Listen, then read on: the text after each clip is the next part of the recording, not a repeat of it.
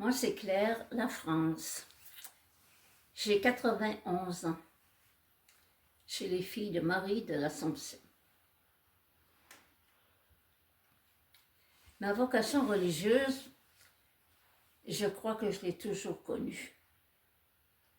Je me souviens de ma première communion.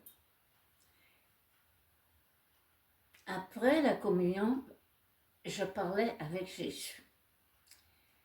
Je ne sais plus ce que je disais vraiment, mais je lui disais que je serais à lui pour toujours.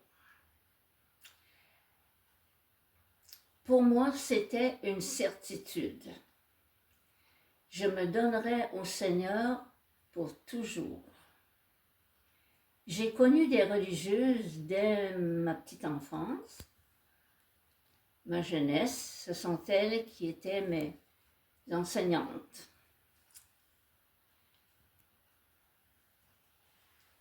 Cependant, je les aimais bien, mais elles ne m'attiraient pas. La communauté que j'ai choisie, les filles de Marie de l'Assomption, a été ma plus grande surprise. Des circonstances inattendues m'ont amené à des 1000 kilomètres de chez moi.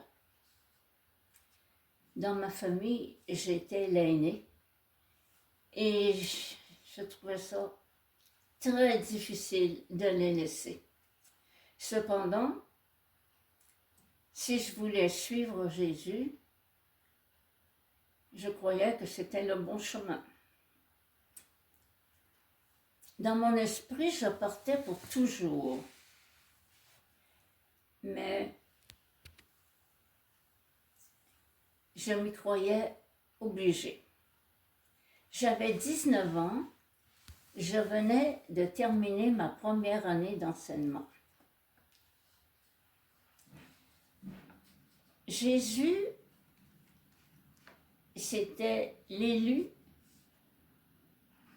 c'était ma vie. C'était lui qui me conduisait. Je suis donc entrée chez les filles de Marie de l'Assomption et je n'ai jamais pensé d'en sortir.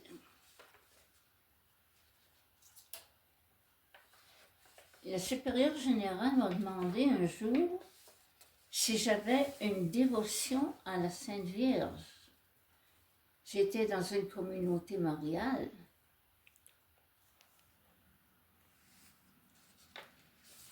Alors je lui ai dit que moi c'était le Sacré-Cœur. Parce que pour moi le Sacré-Cœur c'est Jésus qui nous aime.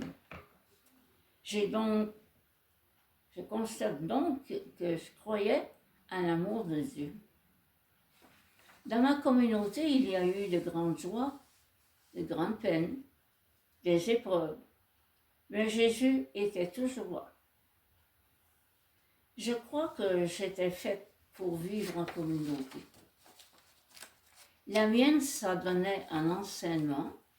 C'était dans mes cordes. J'avais toujours désiré aussi étudier en théologie. Et, par bonheur, on m'a offert cette opportunité.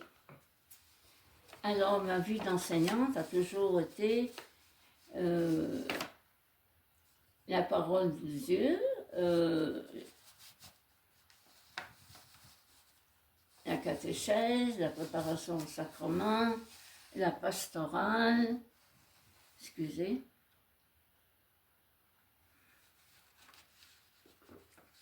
J'ai toujours été bien dans ce travail. Pourquoi? Parce que surtout, il me faisait côtoyer Jésus continuellement. Je demandais souvent de faire de moi son instrument à l'œuvre dans son royaume et de m'envahir de son esprit. Aujourd'hui, fini la vie active.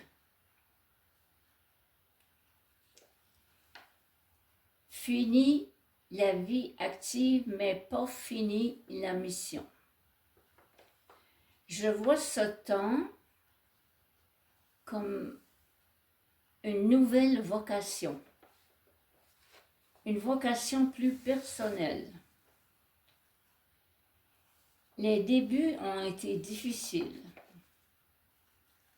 Je n'avais rien à faire et c'était tragique. Avec le temps, j'ai réalisé que ce temps était vraiment une retraite, un temps pour plus de proximité avec Dieu, l'intériorité, la prière, la méditation, la lecture. Aujourd'hui, je demande à Dieu non pas d'être un instrument, mais d'être plus près de lui, plus ouverte à l'esprit, plus disponible.